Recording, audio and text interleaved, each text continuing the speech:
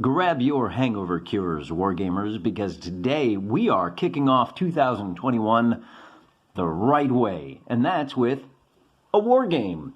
For those of you that have been here for a while, I have a special treat. We are kicking off Season 2 of the Adventures of the Blackraven. What you see over here in the halls of Astra Tortuga, this is the space station that is the central hive of scum and you know the rest. You've got an escaped warbot who decided to embark on a peaceful career of piloting a tramp freighter, a la Traveler role-playing game or AC Tubbs Doomerest of Terra. Of course, this being a world of adventure, that's not going to happen. He has run afoul of the ruling government, the Kafkacracy, and the Kafkacracy has been in hot pursuit of this handsome little devil down here, the Magic Space Baby, and Season 1 saw Cobalt 15 rescuing the Magic Space Baby from all kinds of ne'er-do-wells. He has decided that he needs more information, and he's come to Astra Tortuga to find that information, only to discover that the Kafkacracy has declared a galactic quarantine because of space aids. And much to his chagrin, every store is closed down, and as you can see, being a robot, he doesn't need to wear a mask, which doesn't matter. It's still illegal to enter a store, even if you're a robot, when you're not wearing a mask. None of his crew have masks, and so they are in big trouble. Not only is everything shut down, they are violating the quarantine. And to that end, the directorate responsible for enforcing the quarantine, the Space AIDS Detection Service, or SADS, has launched not an investigation, they're on the attack. So as we open the action, Cobalt 15 and his crew have realized they're going to have to shoot their way out. This is, of course, goes without saying that the Space AIDS is really just a big hoax that is more about controlling the population, and it provides for things like a safe shootout in a largely empty space station. They've stopped.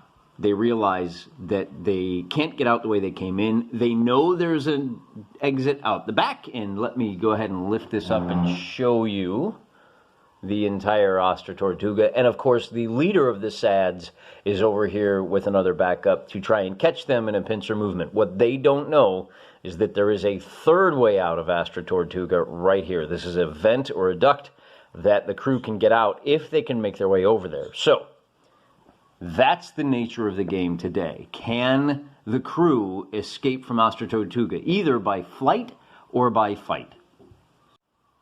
Kind of a long introduction to today because we're actually not quite done yet. We're going to be using a different rule set. This may wind up being a two-parter because we're doing a really long introduction. To mix things up even further, in Season 1, we played out 5 or 6 fights using Void Pirates, an excellent set of sci-fi skirmish wargame rules that I highly recommend. In order to keep things fresh, mix things up a little bit, and show you guys something new, we are going to be using FiveCore, Skirmish Gaming Evolved by, who's this by? Well, the cover says help by David Platt, but the actual rules are by Ivan Sorensen.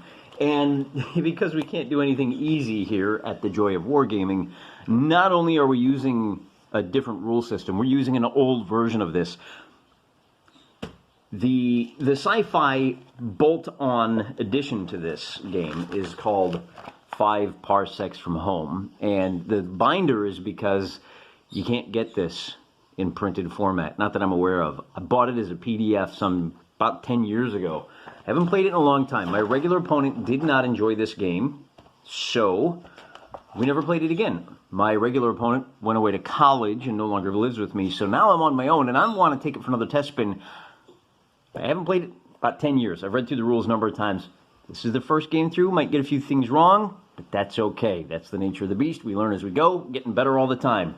That's how you become a better wargamer, and that's how you win at wargames. So, without further ado, let's go ahead and roll for initiative. The green die will be for the crew of the Blackraven, or as we like to think of them, the good guys, and the yellow die, yellow jackets, for the government, or as we like to think of them, the bad guys.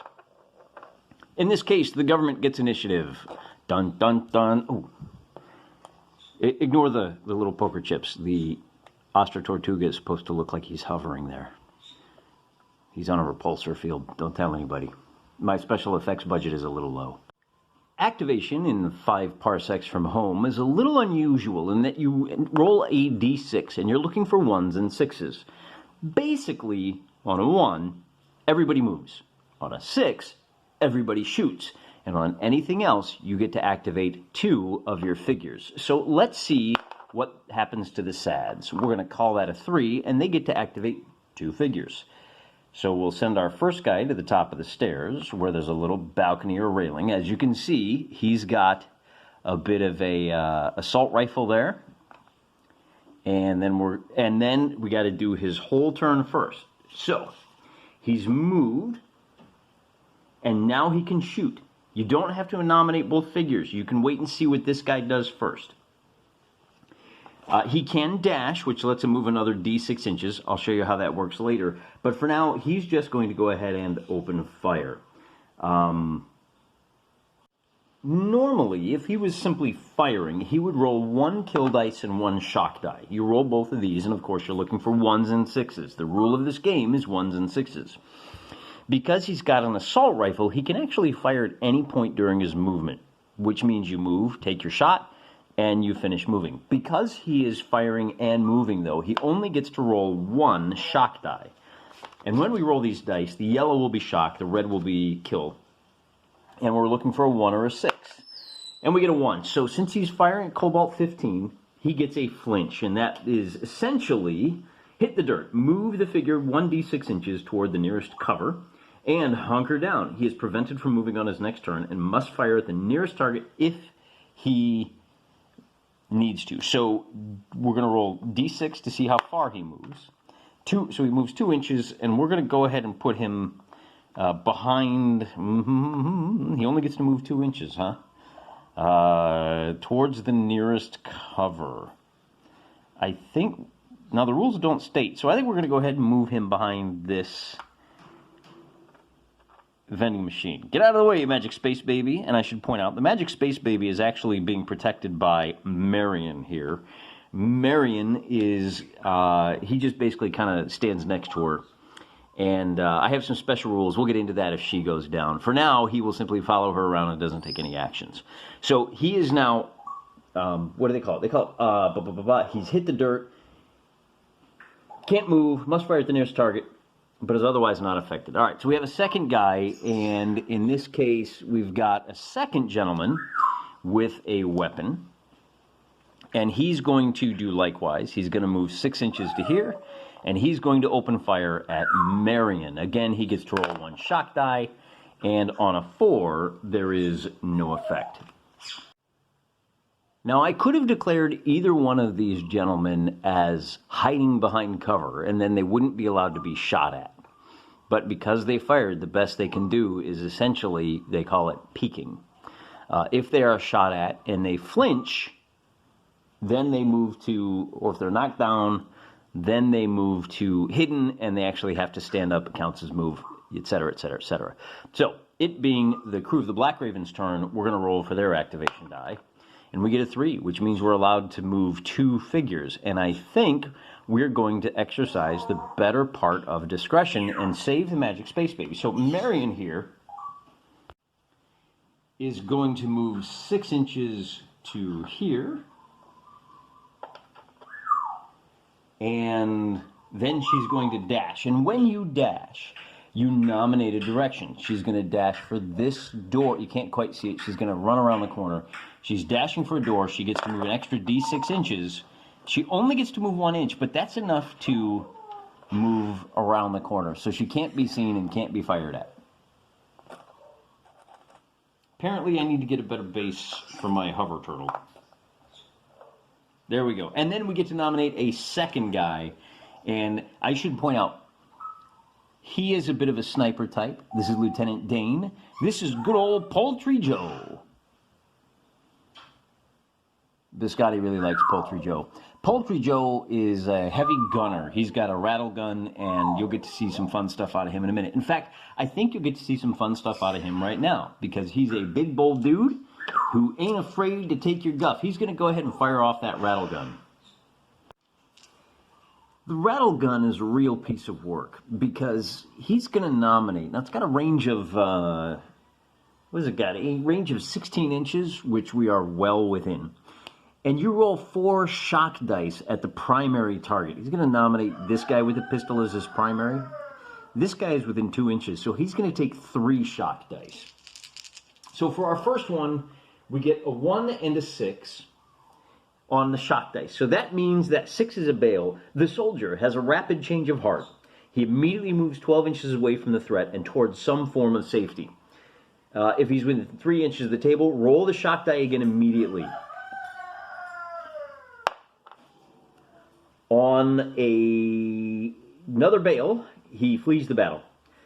If in cover on a 1, let's see, on a flinch, nothing happens, so he just basically retreats 3 inches to the edge of the battlefield and hunkers down. So he is going to take time to recover.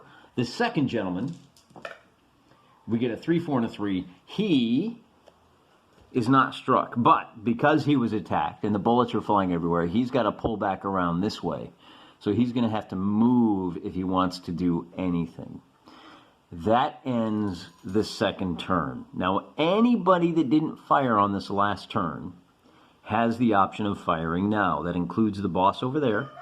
It includes Lieutenant Dane. It includes him. So things are going to get a lot more complicated for everyone at this point. In 5 seconds, 5 parsecs from home, the activations alternate back and forth. So it's going to be time for the activation of the government forces. And they roll a 4, so once again they get to nominate 2 people. We're going to nominate this guy again, who is not moving this time. So he's going to take a shot at Poultry Joe. And because he's not moving, there's no snap fire, no guard fire. He just rolls a kill die and a shock die. We get a 2 and a 4, so we didn't get any 1s, we didn't get any 6s. Poultry Joe is doesn't have to do anything. This gentleman up here is going to do the same thing, and he gets no result. So activation kicks over. Now neither of them moved, so now activation kicks over to the crew of the good ship Blackraven, and we're going to have Cobalt 15 lay down some covering fire. First we're actually going to move Lieutenant Dane back. He's going to move 6 inches to here, and then he's going to dash for, well, here, let me adjust the camera so you can see what we're doing here. So he ends right here protecting the Magic Space Baby. And he's going to dash for this side of the door right there. And he gets to move 4 inches, which is fine. That puts him here, and he's in cover. He's hunkered down. He's hiding, as is Marion. Then we're going to slide on over. That's probably a slightly better angle. Let's adjust the lighting a bit. And Cobalt 15 now is going to take a shot. Now, he's got twin pistols. They're plugged into his fists, so he can take shots with both of them. He is an escaped warbot, after all. And he's going to fire both of them at this gentleman over here, who is exposed because he took a shot. So that makes it a little bit easier. And with those twin pistols, he gets 2 attacks, each of which, because he's not moving, he gets to roll 1 kill and 1 shock dice.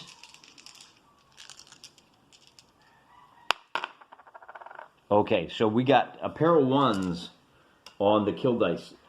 Those are out of action. While it isn't clear if the figure is injured, dead, or simply knocked out cold, they will take no further part in the fighting. So he goes bye-bye.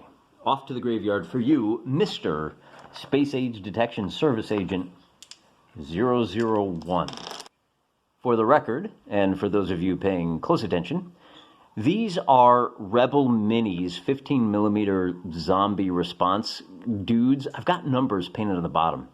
It's one of the few times that I don't use the standard soil and grass. Those numbers are because I use these guys for 15 millimeter Necromunda at times, and so they become a gang. Just as a brief aside, moving on to, that's the end of turn number 2. The activation now, oh, you know what I forgot to do though? When Lieutenant Dane ran off, this guy up here gets to take a shot at him. And that one puts Lieutenant Dane out of action, actually. So, on his kill die. I think I'm doing that right. Let me just double check. Like I said, it's my first time I've done this. That's guard fire. He did not fire his weapon. He's on lookout. Resolve this by rolling only shock dice. Oh, disregard any kill dice normally used. So the infantry roll... Yeah, so ignore that. It was just the shock dice, so nothing happens. Lieutenant Dane is still up and has older brace himself back by the back door. It becomes the SAD's turn. SADs get to do their 2 activations, and we're going to go ahead and activate these 2 guys. One of them is going to rush up here, and that's going to be his whole turn. He's got to recover, and then he moves 6 inches, and the second guy, he will take a shot at Cobalt. And he gets a 6 on the kill die, which means that's an out of action. But one of the rules for Cobalt, he actually has body armor. He's a warbot, so he ignores his first one. He can take another one of those and ignore it too. And on the 3rd out of action, he's finally removed from the game. So that ends the SADs. Oh, you know, Poultry Joe could have taken a shot at him. I gotta start remembering how this shock dice work. In fact, he gets to roll 4 shock dice as this guy moves up and in. Poultry Joe gets a 1 on a shock die. It's a flinch. So he hits the dirt. He moves D6 inches towards the nearest cover, which is basically going to put him right there. But the reason that's important is he's hunkered down now. So he can no longer shoot on his turn at Poultry Joe. Good to remember. And that's particularly important because the Blackraven's activation starts, and they get to do 2 things. So now Poultry Joe is going to run back his 6 inches to right here. And he can take a shot, but he doesn't have any line of shot. Anybody else? He fired, so he can't do anything. And we're going to move Cobalt 15 6 inches to here. Hard to see. Let me adjust your angle here, folks. And then he's going to try to get behind this bush right here, which should be fairly easy. 1 inch is not quite going to do it. That could have gone better. So he stops right there. Can you see him? Yeah, you can. Okay. It's now Team SAD. So I'm going to bring the camera around this way. With apologies to those of you who get motion sickness. But I wanted you to see where they're at. So this is the leader. And depending on what we get for our activation die, things are going to get interesting. So these 2 guys get a chance to move. And they haven't moved. I'm just going to go ahead and bring this shooter over to this corner. And this leader over to here. And so they are protected. Everybody else is on guard fire. And that's it for their turn. Here is your bird's eye view of the Astra Tortuga. As you can see, we've got our front doors over there, a couple of guys over here. The leader with a pistol and the guy with a long-range shooter right there. And to bring you up to speed, there is Cobalt 15, and it is his turn to roll to activate 2 individuals. So the first one he's going to do is activate Lieutenant Dane, who's ready to get into a firefight with this leader right here. He pops around the corner, and he gets to fire his... What are we shooting with today, Lieutenant Dane? Blast rifle. It's got a range of 16 inches. Well within range, as you can see.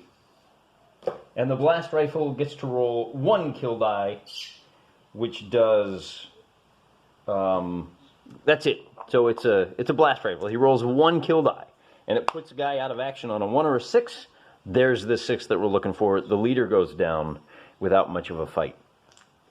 For the second move, we're going to bring Poultry Joe up, to take a shot at this guy. Now, because he didn't shoot, he actually gets to take a shot on guard fire first. On guard fire, remember, you don't fire any kill dice. It's only shock dice. And if he can manage to score a flinch with this, then Poultry Joe is not going to be able to get his shot off. He's going to have to duck into cover and wait for next turn. That is called guard fire, and you disregard all. He's got a... Wait, what does he have? He has a...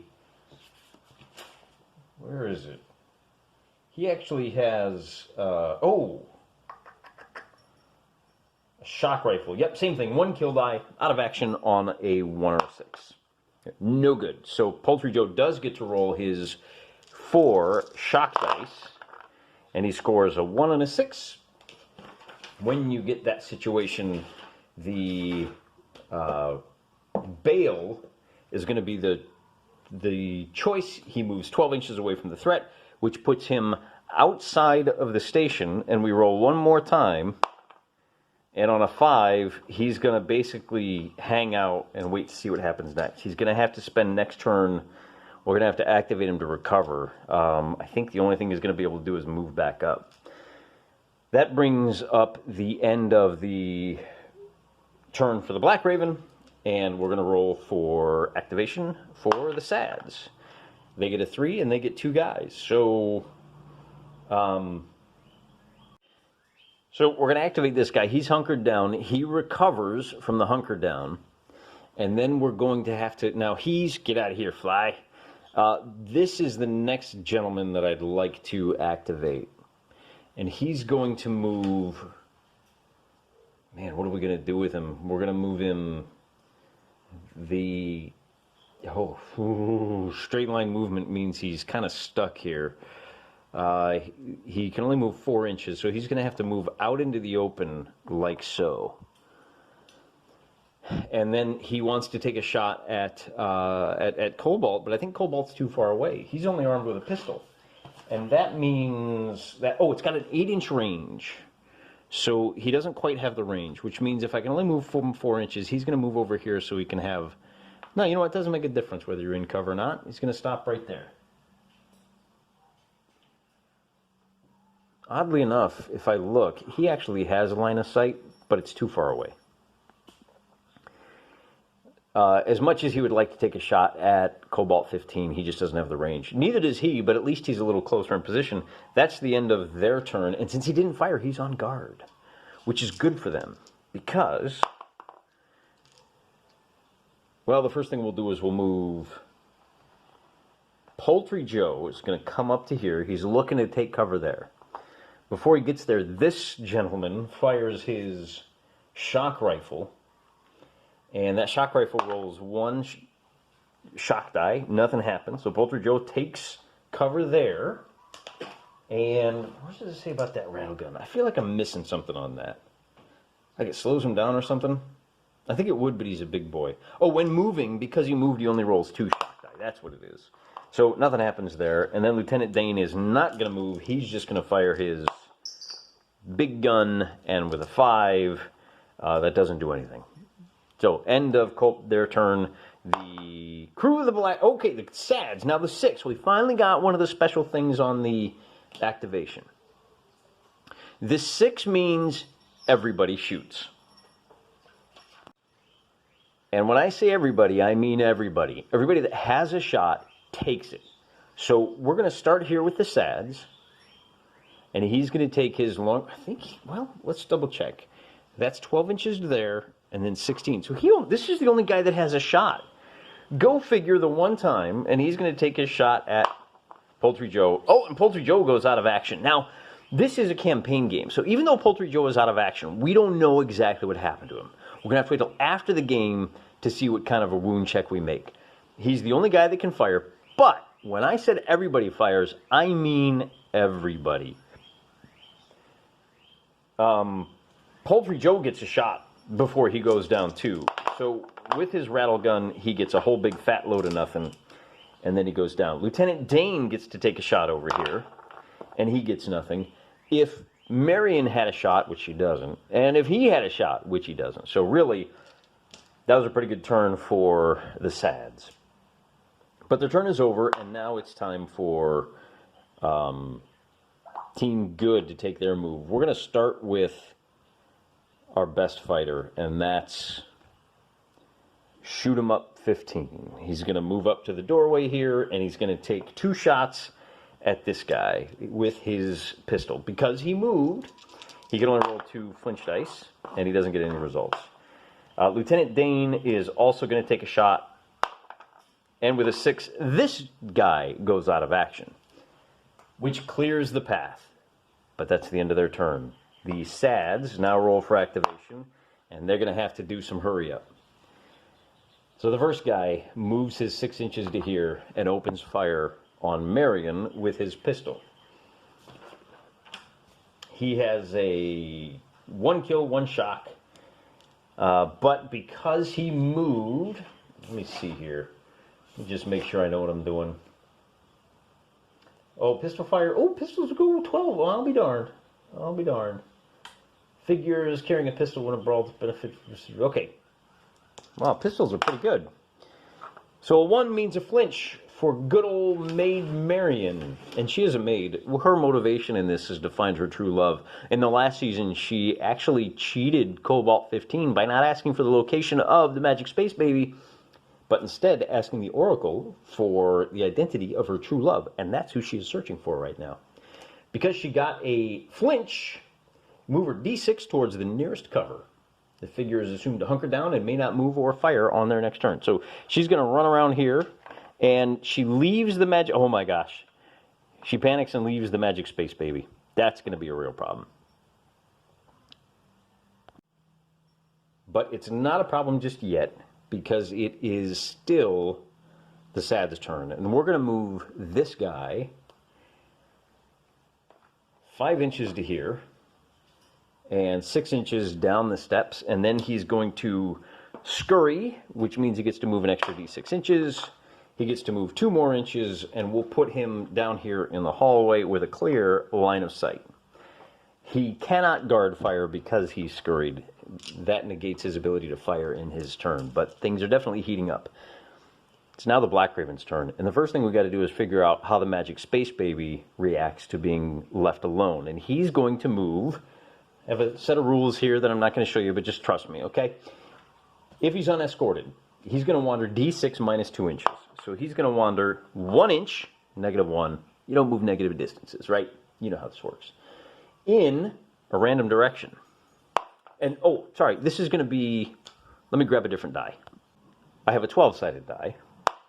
So 2. He moves in the 2 o'clock direction, which puts him 1 inch right here. Right in the line of fire. Good going, Magic Space Baby. That's the kind of high drama we like to see. With that done, I have to activate Marion so that she can't move or fire in this turn. Actually, I can't activate her, can I? I'm going to have to move Cobalt 15. And Cobalt is going to have to move to grab the Magic Space Baby, and that's going to cost him 1 inch. And then he's going to move 5 inches through the door, which puts him right here. So that's my first activation. And then that's what you get, sweetheart. So we're going to move 6 inches with Lieutenant Dane, and he's going to scurry an additional 4 inches. 1, 2, 3, 4. Oh, Dane, you scamp. That's just the kind of obnoxious cowardice we expect out of you. So Dane escapes unscathed, and it is the SAD's turn. And we get a 2, so 2 guys get to go. We're going to move this guy first. He's going to move to there and fire at Marion. And he's going to get an out-of-action result. What a deadly game. Then we have the second guy who is going to move 6 inches down the hallway to here. And he is on guard. That's the end of their turn. So activation for the good guys. We get a 3, which we only have 2 guys, so we know they get to go. And we're going to move Cobalt first. He's going to move his first 6 inches. When he gets to here, this gentleman is going to take a flinch shot at him. It's not going to do any good. So that brings us to 6. And then Scurry takes him off the board. So Dane, the Magic Space Baby, and Cobalt 15 have escaped.